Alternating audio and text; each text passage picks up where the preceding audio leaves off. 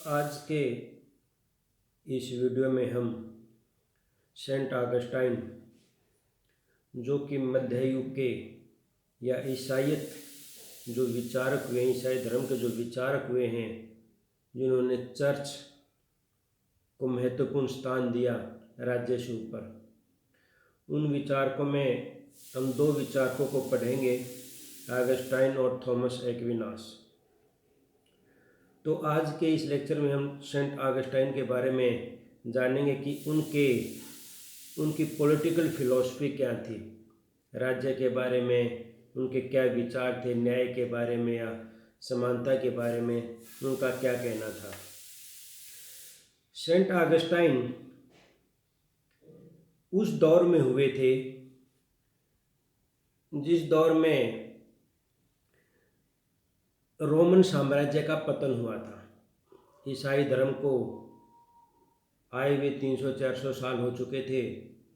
तो उसी दौरान रोमन साम्राज्य बहुत फैला हुआ था और रोमन साम्राज्य का, लेकिन फिर कुछ जर्मन ने, जिसको जर्मन बारबेरियन इसने कहा है, या उत्तर पूर्व के कुछ आक्रमणकारियों ने हमला करके रोमन साम्राज्य को पूरी तरह से नष्ट कर दिया था।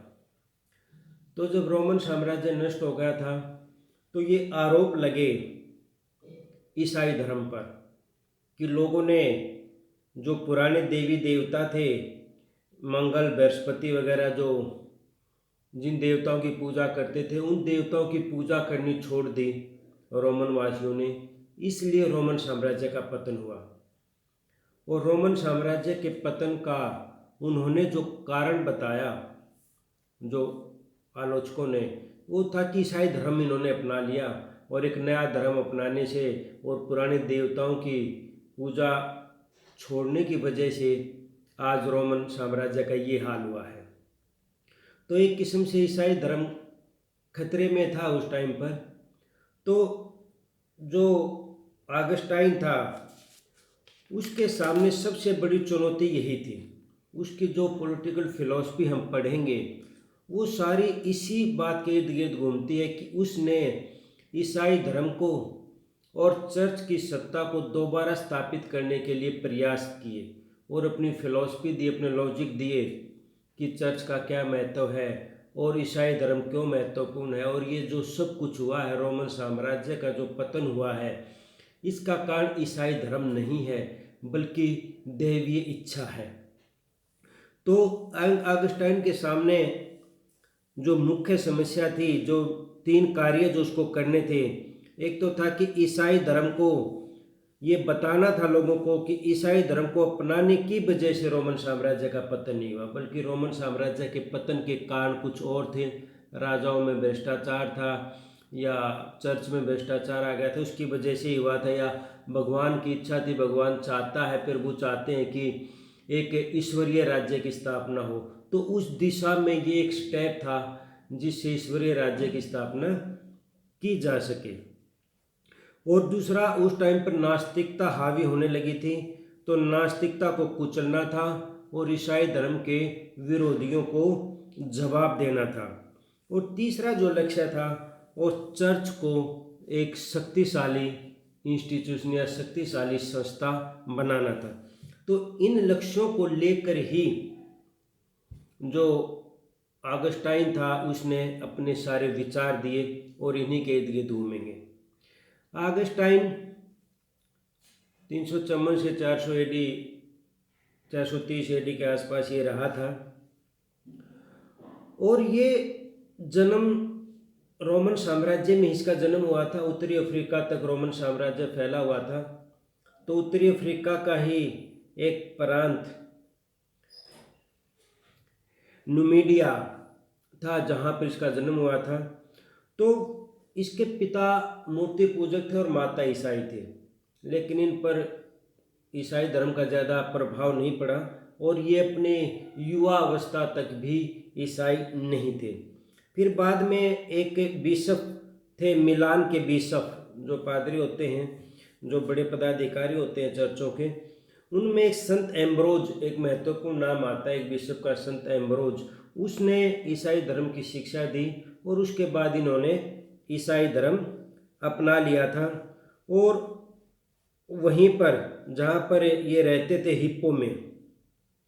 हिप्पो प्रांत में ही ये वहाँ के चर्च के बिशप नियुक्त हो गए। एक बहुत ही फिर एक्टिव और एक योग्य पादरी के रूप में इन्होंने फिर चर्च को संभाला और ईसाई धर्म का प्रचार प्रसार किया था। तो उसने ये संभालने के बाद फिर उसने ये बताया कि जो है रोमन साम्राज्य का जो पतन है, जो जर्मन बारबेरियन के हाथ में 410 ईस्वी में हुआ था, वो रिजल्ट ऑफ डिवाइन विल था। यानी कि एक दैवीय इच्छा थी, प्रभु की इच्छा थी कि इसका पतन होना चाहिए। और अब इसको सिर्फ ईसाईयत थी, जो क्रिश्चियनिटी है, वो अब इस संसार को का नष्ट होने से रोक सकती है। तो ये उसने ये जस्टिफाई करने की कोशिश की कि ईसाई धर्म तो लोगों को बचा सकता है बर्बाद होने से, ईसाई धर्म की वजह से बर्बादी नहीं हुई है या रोम साम्राज्य का पतन नहीं हुआ है। तो इन बातों को साबित करेगा। अब इसके और विचार देखते हैं। अपनी जो कार्य जो हमने बताए थे कि इसके ईसाई धर्म की प्रचार करना और ये साबित करना कि रोमन साम्राज्य का पतन इससे नहीं हुआ है, ये तो एक ईश्वर का एक राज्य, ईश्वरीय राज्य जो हम पढ़ेंगे आगे, सिटी ऑफ गॉड की स्थापना करने के लिए ये प्रभु की इच्छा थी भाई ऐसे एक बार होना पड़ेगा और फिर एक ऐसे राज्य की स्थापना होगी जिसमें बिल्कुल शांति होगी, न्याय होगा, ईश्वरीय राज्य की जो बात की। तो उसी के लिए उसने ये बुक लिखी थी सिटी ऑफ गॉड, जिसका इंग्लिश में ट्रांसलेट जो सिटी ऑफ गॉड के नाम से किया गया था। तो इस दौरान ये बुक लिखी थी। 10 बुक्स हैं, इसमें क्रिश्चियनिटी को डिफेंड किया है उसने। और जो 12 बुक्स उसकी हैं, पार्ट्स हैं, उसमें सिटी ऑफ गॉड को कैसे स्थापित किया जाए या कैसा राज्य होगा सिटी ऑफ गॉड, उसके बारे में इसने बताया है। तो अब आगे जो चलते हैं, अब सबसे महत्वपूर्ण बात जो इसकी समझने की है, इसके सारे विचार इसी के इर्द गिर्द घूमते हैं, थ्योरी ऑफ 2 स्टेट्स। उसने 2 स्टेट की बात की थी, अर्थली सिटी और डिवाइन सिटी। यानी कि इसको दूसरे नाम भी दिए, आसुरी राज्य या राक्षसों का राज्य, या फिर शैतान, सिटी ऑफ शैतान या सिटी ऑफ गॉड। 2 बात की, एक तो दैवीय राज्य और एक ईश्वरीय राज्य। उसने कहा कि आदमी जो है, ये धारणा हालांकि उसने स्टोइक विचारक जो हुए थे इससे पहले उनसे ली थी। स्टोइक विचारकों ने कहा था कि मनुष्य 2 राज्यों का नागरिक होता है, एक तो जिस राज्य में जन्म लेता है और एक पूरा उस संसार का, विश्व का नागरिक होता है। लेकिन इसने ईसाई धर्म से जोड़ा ऑगस्टाइन ने उसको, और ऑगस्टाइन ने ये कहा कि मनुष्य एक शरीर भी है और एक आत्मा भी है। ये बहुत कुछ बातें हमारे जो धार्मिक, हमारा जो फिलॉसफी है, जो रिलीजियस फिलॉसफी है, या जैसे हम गीता में पढ़ते हैं या पुराणों में पढ़ते हैं कि शरीर तो एक आत्मा का घर है और आत्मा बदलती रहे, शरीर बदलता रहता है, आत्मा वही रहती है, तो हमारे अंदर एक आत्मा है। तो इसी आधार पर ऑगस्टाइन ने जो कहा, उसका कहना था कि मनुष्य शरीर भी है और एक आत्मा भी है। शरीर होने के नाते उसकी इच्छाएं, उसकी ज़रूरतें अलग हैं, आत्मा होने के नाते उसकी इच्छाएं और ज़रूरतें अलग हैं। तो शरीर होने के नाते वो एक राज्य का नागरिक है जिसको उसने सिटी ऑफ शैतान या फिर आसुरी राज्य कहा, और दूसरा वो आत्मा होने के नाते वो ईश्वरीय राज्य जिसको सिटी ऑफ गॉड कहा कि उसका नागरिक है। तो ये 2 राज्यों की बात उसने कही, सिटी ऑफ गॉड और सिटी ऑफ शैतान, यानी कि अर्थली सिटी और डिवाइन सिटी। हालांकि ये दोनों जो हैं ये अमूर्त हैं, मतलब ये मिलती जुलती तो हम देख सकते हैं, जैसे ईश्वरीय राज्य को हम चर्च से कंपेयर कर सकते हैं, और जो उसने आसुरी राज्य कहा या सिटी ऑफ शैतान कहा, ये हम जो हमारे आज के जो राज्य हैं जिसमें ईसाई धर्म को ना मानने वाले लोग हैं या जिसमें आम जो राजनीति होती है उसको ले सकता है। हालांकि बिल्कुल वैसा उसने नहीं कहा था, उसकी तो एक एब्स्ट्रैक्ट कॉन्सेप्ट था जो कि वास्तव में परिचित नहीं है, सिर्फ मिलता जुलता हम इसे ले सकते हैं। तो सबसे पहले उसने जो कहा कि आत्मा होने के नाते जो ईश्वरीय राज्य का सदस्य है तो इसलिए उसकी सदस्यता जरूरी है हर एक व्यक्ति के लिए। सांसारिक जो राज्य है, जो अर्थली सिटी है जिसकी जो बात कही है, ये नाशवान है, यानी कि इसका नष्ट हो सकता है, लेकिन जो ईश्वरीय राज्य है वो स्थायी है। जो डिवाइन सिटी है ये कभी ख़त्म ही नहीं होता। जो स्टोइक विचारकों की बाती, स्टोइक विचार जिसने दो सिटीज या दो राज्यों की जो कल्पना ली थी, उसके अनुसार तो मनुष्य जन्म से ही विश्व राज्य का भी नागरिक हो जाता है। लेकिन इसने कहा कि जन्म से वो नागरिक नहीं हो सकता। जो ईश्वरीय राज्य की नागरिकता सभी को नहीं मिलती। ईश्वरीय राज्य की नागरिकता केवल उसी को मिलती है जिसको भगवान प्रभु चाहता है। हालांकि बिल्कुल धार्मिक बातें जो हमारे ग्रंथों में भी बिल्कुल इस तरह से वर्णन किया गया है कि प्रभु जो चाहता है, या जो ईसाई धर्म को मानता है, जो चर्च के नियमों का पालन करता है, ईसाई धर्म के नियमों का पालन करता है, सिर्फ उसी व्यक्ति को ही राज्य की, ईश्वरीय राज्य की सदस्यता प्राप्त हो सकती है जो कि ईसा में विश्वास रखते हैं। फिर यहाँ पर ऐसा भी नहीं है कि उसने ईश्वरीय राज्य को जो बात कही है वो चर्च है, क्योंकि चर्च का एक थोड़ा सा विस्तृत रूप है। चर्च में तो सिर्फ वही लोग शामिल हैं जो कि अब जीवित हैं और ईसाई धर्म को मानते हैं, चर्च के नियमों को मानते हैं। लेकिन जो उसने जो कल्पना की थी ईश्वरीय राज्य की, उसमें वो देवता, जैसे हम भी मानते हैं उनके भी अपने देवता हैं, तो देवता या स्वर्गीय आत्माएं, जो कि आत्माएं जो कि लोग मर चुके हैं, जो चर्च के सदस्य थे और जो अब चर्च के सदस्य हैं या ईसाई धर्म को नियमों का पालन करते, ये सभी को मिला के उसने ईश्वरीय राज्य का रूप अपने दिमाग में बनाया था, एक एब्स्ट्रैक्ट कॉन्सेप्ट उसने दिया था।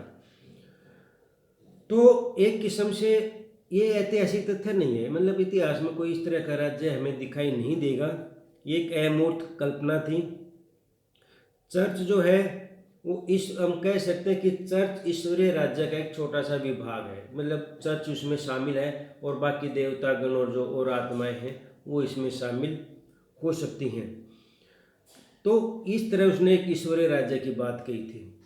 फिर दूसरा जो उसने कहा, वो उसने कहा जो सिटी ऑफ शैतान, जिसको आसुरी राज्य की बात वो करता है, उसने कहा कि इसका भी हम रोमन साम्राज्य से कंपेयर कर सकते हैं। जिस साम्राज्य का पतन हुआ था या जिस साम्राज्य में लोग भ्रष्ट हो चुके थे या राजाओं में संघर्ष थे उसको, लेकिन बिल्कुल वो भी नहीं है। ये भी एक अमूर्त कल्पना है, इसको भी हम इस तरह से नहीं देख सकते जो एग्जैक्ट है, या थोड़ी बहुत उससे तुलना जरूर कर सकते हैं। तो रोमन साम्राज्य को मासूरी राज्य जो उसने कल्पना की उसका प्रतिनिधि मान सकते हैं, जैसे चर्च को हम ईश्वरीय राज्य का प्रतिनिधि मान सकते हैं। ईश्वरीय राज्य का रिप्रेजेंटेशन चर्च से मिलता जुलता है, तो इसी तरह हम रोमन साम्राज्य उसका प्रतिनिधि मान सकते हैं। तो इस तरह से उसने दो राज्यों की बात कही थी और इनमें आपको फर्क समझ में आ जाना चाहिए कि ईश्वरीय राज्य और डिवाइन सिटी वो चर्च से मिलता जुलता है, ये हमारे और सामान्य राज्यों से मिलते जुलते बिल्कुल एग्जैक्ट नहीं है, सिर्फ रिप्रेजेंटेशन हम इनका रिप्रेजेंटेटिव मान सकते हैं उसको।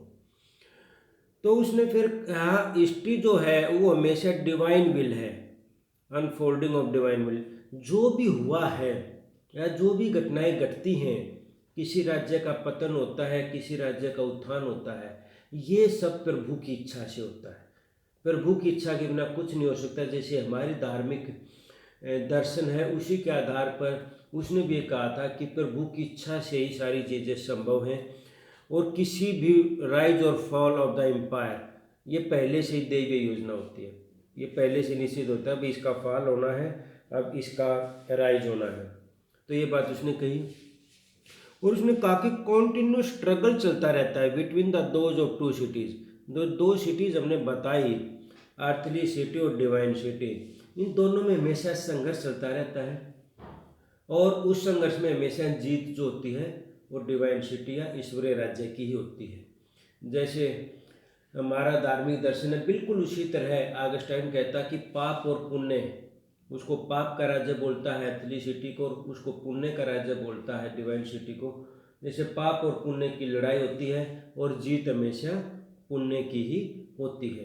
तो ये उसकी फिलॉसफी थी इन बारे में, और would ultimately lead to the destruction of the earthly state. और एक दिन इस जो आसुरी राज्य है समाप्त हो जाएगा और पूरी दुनिया में ईश्वरीय राज्य की स्थापना होगी।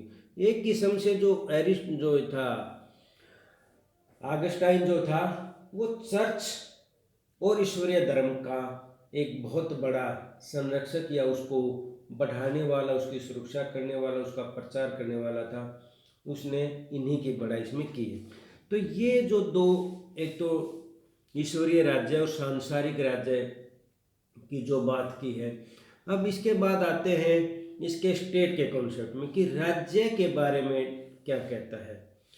अब राज्य के बारे में ऑगस्टाइन उसका विरोध नहीं करता, ये नहीं कहता state is a divine institution which was created by God, यानी कि पहले तो ये मानता है कि दैवीय संस्था, यानी कि इसको भी भगवान ने, प्रभु ने बनाया है। जो प्रभु की बनाई हुई चीज़ फिर कोई बुरी हो ही नहीं सकती, उसने जो किया है अच्छा किया, लोगों के भले के लिए किया है। To remedy the human sins and authority of the state must be respected, जैसे कि यहाँ पर भी जिसको हम पाखंड भी कहते थे, प्रचार किया जाता है कि लोगों को यदि दैवी उत्पत्ति का जो सिद्धांत है राज्य का, यदि लोगों को बुरा राजा भी मिल जाता है तो ये समझ लेना चाहिए, राजा अत्याचारी है तो उसको ये समझ लेना चाहिए कि वहाँ की जनता के पापों का फल है, उसने पिछले जन्म में कोई पाप किए थे जिसकी वजह से उनको आज अत्याचार सहने पड़ रहे हैं, और इसमें राजा का कोई दोष नहीं है। तो ये साबित करने के लिए वो इस धर्म से जोड़ देते थे। तो यहाँ भी ऑगस्टाइन कुछ इसी तरह की बात कहता है कि जो राज्य में जो अर्थली स्टेट के जो लोग हैं, यानी कि उन्होंने पाप किए, उस पाप को दूर करने के लिए, पाप को मिटाने के लिए ही राज्य की स्थापना की गई है। ये उनके पापों का फल है। जब उनके पाप खत्म हो जाएंगे तो फिर ईश्वरीय राज्य के सदस्य बन जाएंगे, और इसलिए इसको रिस्पेक्ट करना चाहिए। अब बहुत से हम आज के विचारकों में या आज के हम थ्योरीज में देखते हैं कि राज्य की हमें बात क्यों माननी चाहिए, राज्य की आज्ञा का पालन क्यों करना चाहिए, राज्य का सम्मान क्यों करना चाहिए, उसके अथॉरिटी का। तो मानते हैं कि वो हमारे लिए बहुत सारी व्यवस्थाएं करता है, कानून व्यवस्था की स्थापना करता है या जनहित में बहुत सारे कार्य करता है, इसलिए हमने राज्य को सम्मान देना चाहिए, उसके आदेशों का पालन करना चाहिए। लेकिन यहाँ पर ऑगस्टाइन ऐसी बातें नहीं कहता।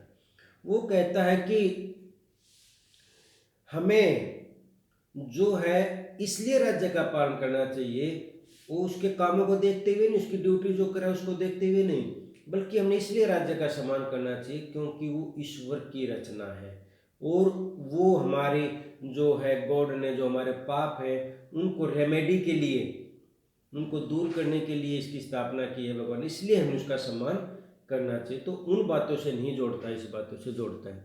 और दूसरा फिर क्या कहता है कि state of higher authority of the god, state to the higher, to subordinate the state to higher authority, यानी कि राज्य और चर्च में जो संघर्ष चला था, जिसको बाद में फिर मैकियावेली ने तोड़ा था मिडिल एज में, मध्यकाल में, पूरे मध्यकाल में चर्च की सत्ता रही थी, यानी कि चर्च राज्य से ऊपर है। फिर बाद में मार्टिन लूथर और मैकियावेली ने कहा था कि दोनों चीज़ अलग अलग हैं और राज्य चर्च के अधीन नहीं हो सकता। ये मैकियावेली को पढ़ेंगे जब ये बात निकल के आएगी। तो इसमें कहा था कि राज्य और चर्च में जो बात है राज्य के बारे में कहा, एक तो पहले का ही राज्य दैवीय संस्था है, यानी कि भगवान की इच्छा से हुई है। दूसरा, राज्य का हमने सम्मान करना चाहिए, और क्यों करना चाहिए, क्योंकि वो प्रभु की इच्छा है और हमारे पापों को दूर करने के लिए उसकी स्थापना की गई है। अब तीसरा वो कहता है कि राज्य चर्च के अधीन है, यानी कि सुप्रीम नहीं है, राज्य के पास प्रभु सत्ता नहीं है, बल्कि जैसा चर्च कहेगी उसी के अनुसार राज्य होगा। और कई सालों तक, कई दशकों तक ऐसा ही होता रहा था कि जो इनके बड़े पादरी होते थे, जैसे रोम का सबसे बड़ा पादरी पोप था, वही राजाओं के भविष्य निर्धारित करता था, कौन राजा बनेगा, कौन हटाया जाएगा। Obedience of the laws and authority of the state is justified so long as it does not conflict with the duty towards God। तो उसने ये कहा कि उसकी अथॉरिटी, राज्य की अथॉरिटी जब तक बनी रहेगी, यानी कि लोगों को नियमों का पालन, राज्य के कानूनों का पालन या राज्य के आदेशों का पालन या राज्य की सत्ता की का सम्मान केवल जब तक करना चाहिए जब तक वो तुम्हारी जो ड्यूटी है धर्म के प्रति है उसमें कोई बाधा उत्पन्न नहीं करता। यानी कि मनुष्य की दो दोहरी ड्यूटी है, एक तो राज्य के प्रति और एक प्रभु के प्रति या चर्च के प्रति, अपने धर्म के प्रति। लेकिन अगर इन दोनों में कभी कॉन्ट्राडिक्शन हो जाता है, कभी विवाद हो जाता है, तो कौन सी ड्यूटी माननी चाहिए, किसका आदेश मानना चाहिए? तो यहाँ ये कहता है उसको चर्च का आदेश मानना चाहिए या अपने ईसाई धर्म के नियमों का पालन करना चाहिए। राज्य के कानून उससे ऊपर नहीं हो सकते। तो धर्म के कानून ऊपर है और राज्य के कानून नीचे हैं। तो इस तरह से ही subordinate the state to the church even in secular matter. तो धार्मिक मामलों में ही नहीं, ये नहीं था कि धार्मिक मामलों में चर्च सुप्रीम है और रिलीजियस इश्यूज जो होंगे ना, जो है जो सांसारिक जो सेकुलर मैटर्स होंगे, जो नॉन रिलीजियस इश्यूज होंगे, उनमें राज्य ऊपर। ऐसा नहीं है। इसने कहा था कि दोनों में सबसे ऊपर चर्च है, चर्च से सबॉर्डिनेट रहेगा राज्य, चाहे वो मामले धार्मिक हो और चाहे वो मामले सेकुलर हो। तो इस तरह से उसने अपने राज्य के प्रति जो विचार हैं वो दिए थे। अब न्याय क्या कहता है? अब वही बात, वो डिवाइन सिटी वाली बात अब याद रखना, वो सब कुछ उसी से जोड़ता है। न्याय वही है, शांति वही है। सिर्फ ईश्वरीय राज्य में न्याय स्थापित हो सकता है, वहीं पर शांति स्थापित हो सकती है, वहीं पर लोग प्रोस्पेरिटी के साथ रह सकते हैं, वहीं पर मेल जोल हो सकता है। बाकी जो आसुरी राज्य, उसकी तो ऐसी कल्पना की जैसे हम अपने कथा कहानियों में सुनते ना कि ये देवता और ये राक्षस है। तो राक्षस की छवि हमने ऐसी बना दी है कि ये राक्षसी राज्य, यहाँ तो मारपीट होती है, यहाँ तो लोगों पर अत्याचार होते हैं, लोगों को बेवजह मारा जाता है और कोई अधिकार नहीं दे देते, कोई न्याय नहीं होता। और देवताओं के राज्य की हमारी ऐसी कल्पना है कि वहाँ पर तो सब कुछ बहुत स्मूथली चलता है, सबको न्याय मिलता है, सबके साथ समानता व्यवहार होता है, लोग बड़े खुश सुखी जीवन जीते हैं। तो इसी तरह की छवि, इसी तरह के विचार जो है ऑगस्टाइन अपने डिवाइन स्टेट और अर्थली स्टेट के विषय में रखता है। तो जब न्याय की बात है, जब उसने ऐसी छवि बना ली कि जो सांसारिक राज्य जो होगा या सिटी ऑफ सैटर्न ऐसा होगा या सिटी ऑफ गॉड ऐसा होगा, तो फिर उनमें बाकी चीज़ें हमें समझने में लॉजिकली बहुत आसान रह जाएगा। अब न्याय की बात जब आती है तो justice was possible only in the city of God, कि न्याय जो है वो सिटी ऑफ गॉड में ही पॉसिबल है, and could be possible in Christian city state, यानी कि सिर्फ ईसाई राज्य जो होगा, ईश्वरीय राज्य जो होगा उसी को ईसाई राज्य बोलता है, वहीं पर न्याय की स्थापना हो सकती है। Justice is conformity to order, respect the duty arising from the order. तो जैसा कि प्लेटो ने कहा था, उसी से कुछ मिलती जुलती बात है कि उसने भी कहा था कि सिर्फ अपनी ड्यूटीज पूरी करना ही न्याय है। उसने जैसे 3 वर्गों में बांटा था, और अपनी अपनी ड्यूटी पूरी करेंगे तो वही जस्टिस होगी। उसकी जस्टिस थ्योरी मैंने देखी थी। तो यहाँ भी ये कहता है कि जो ऑर्डर है, जो नियम व्यवस्था है, उसका पालन करना, और जो उसकी ड्यूटीज दी गई हैं, खासकर जो ईसाई धर्म के प्रति या चर्च के प्रति या गॉड के प्रति, उन ड्यूटीज को पूरा करना ही न्याय है। और ये चीज़ें सिर्फ सिटी ऑफ गॉड में ही पॉसिबल है। न्याय सिर्फ वहीं पर है। 2 चीज़ें बताई। न्याय क्या है? अपनी ड्यूटीज करना, अपने कर्तव्यों का पालन करना। और कहाँ हो सकता है? वो सिर्फ सिटी ऑफ गॉड में हो सकता है। तो ये विचार थे उसके न्याय के प्रति। यही बात है फिर, जैसे न्याय की बात है वही शांति की बात है, कि शांति जो है एक cardinal virtue of good state which could be attain only in city of God. वही बात यहाँ पर है कि न्याय भी यही था और शांति भी सिर्फ सिटी ऑफ गॉड में ही हो सकती है। और सिटी ऑफ गॉड का जो धारणा है वो हम बता चुके, जो एब्स्ट्रैक्ट कॉन्सेप्ट है। Peace provided by state is only a temporary tranquility and was a relative peace. जो दूसरे जो सांसारिक राज्य हैं उनमें जो हमें शांति दिखाई देती है, तो ऑगस्टाइन का कहना कि वो स्थायी शांति नहीं है, परमानेंट नहीं है, वो तो सिर्फ अस्थायी है, थोड़ी देर के लिए हमें लगता है यहाँ पर शांति है, शांत सा माहौल है, लेकिन वैसा नहीं है। जो सच्ची शांति है, जो स्थायी शांति है, वो सिर्फ सिटी ऑफ गॉड में ही हमें मिल सकती है। Universal peace is genuine peace which could be achieved only if all acted accordance with universal order and in common love to god. तो उसने कहा जो यूनिवर्सल पीस है वो वही वास्तविक शांति है। वो कैसे प्राप्त की जा सकती है? जब सब अपने नियमों के अनुसार काम करें। नियम भी कौन से नियम?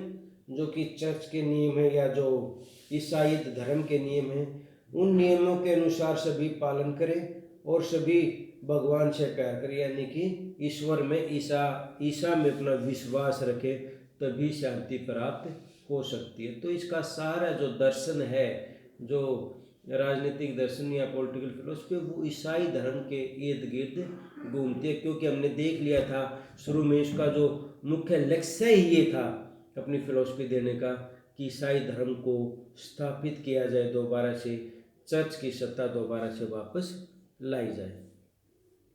यही बात है फिर वार और कॉन्क्वेस्ट, युद्ध और विजय के बारे में उसके क्या विचार है।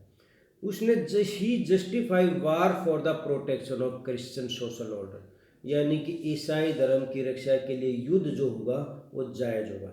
जैसे आज मुस्लिम धर्म में भी देखते हो, कहते हैं कि जिहाद जिसकी बात करते हैं, अपने धर्म की रक्षा के लिए, अपने धर्म के प्रचार के लिए, अपने धर्म की रक्षा के लिए ये पवित्र युद्ध होगा, यानी कि जायज़ है।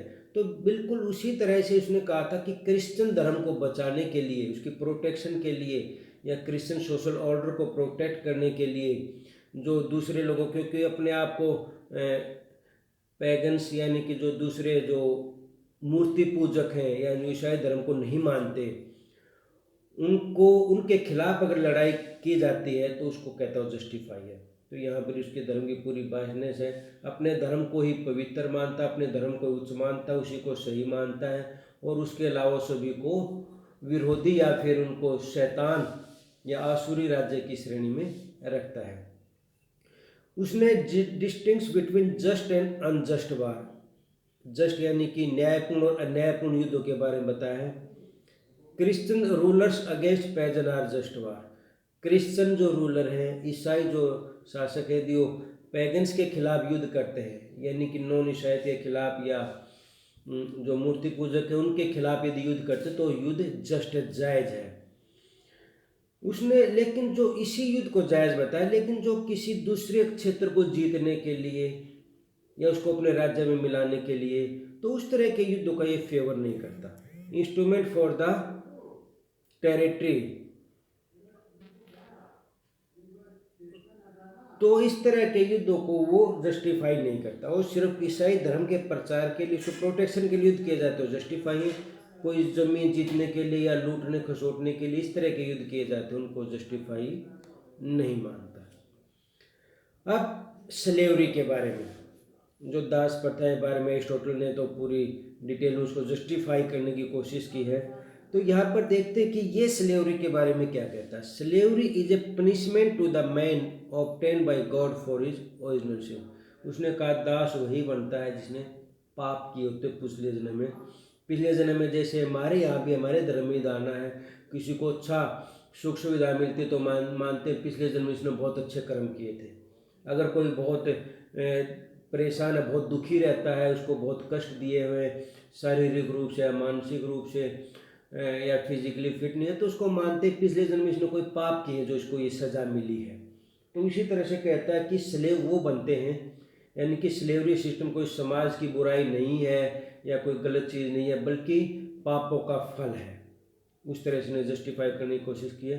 हालांकि अरिस्टोटल ने दूसरे तरीके से, उसने कहा था कि बौद्धिक क्षमता कमज़ोर है वो दास है, लेकिन वो ये कहता है कि बौद्धिक क्षमता कमज़ोर की बात नहीं है, बल्कि जो पाप किए जिसने उसको उसकी सज़ा के रूप में दास बनाया गया है।